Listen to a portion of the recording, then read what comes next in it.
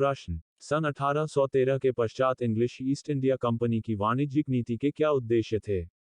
उत्तर, सन 1813 के पश्चात कंपनी की वाणिज्यिक नीति के उद्देश्य निम्नलिखित थे। 1. सभी अंग्रेजों को लाभ पहुंचाना।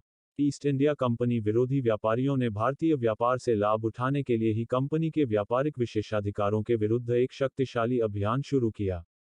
सरकार ने उनके दबाव में 1813 ईस्वी के चार्टर एक्ट के अनुसार भारत में ईस्ट इंडिया कंपनी के व्यापारिक एकाधिकार को समाप्त कर दिया और सारी ब्रिटिश प्रजा को भारत से व्यापार करने की छूट दे दी गई।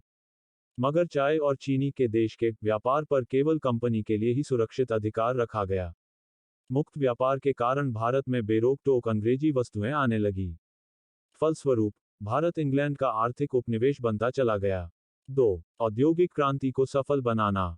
चूंकि इस समय तक इंग्लैंड में औद्योगिक क्रांति अपनी चरम सीमा पर थी, इसलिए भारतीय दस्तकारी की वस्तुएं ब्रिटिश मिलों की बनी सस्ती वस्तुओं का मुकाबला करने में असमर्थ थी। ब्रिटेन की सरकार हर कीमत पर अपने देश की औद्योगिक क्रांति सफल देखना चाहती थी, इसलिए उनकी आर्थिक नीतियों का भारत पर बुरा आर्थिक प्रभाव पड़ा। 3. ब्रिटेन के उद्योगों को संरक्षण देना। ब्रिटेन से जो माल भारत आता था, उस पर बहुत कम अथवा नाम मात्र का सीमा शुल्क लगाया गया। इसके विपरीत भारतीय माल पर इंग्लैंड में भारी सीमा शुल्क लगाया गया था।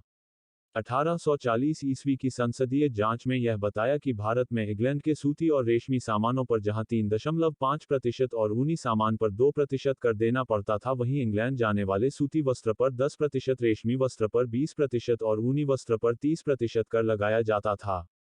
भारत सरकार की इस नीति से भारतीय उद्योग धंधे नष्ट हो गए।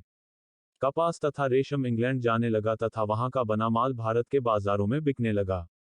अंग्रेजों की व्यापारिक नीति के कारण धीरे धीरे इंग्लैंड के वस्त्र भारतीय बाजारों में छा गए और भारतीय कपड़े की मांग इंग्लैंड के साथ साथ भारत में घट गई।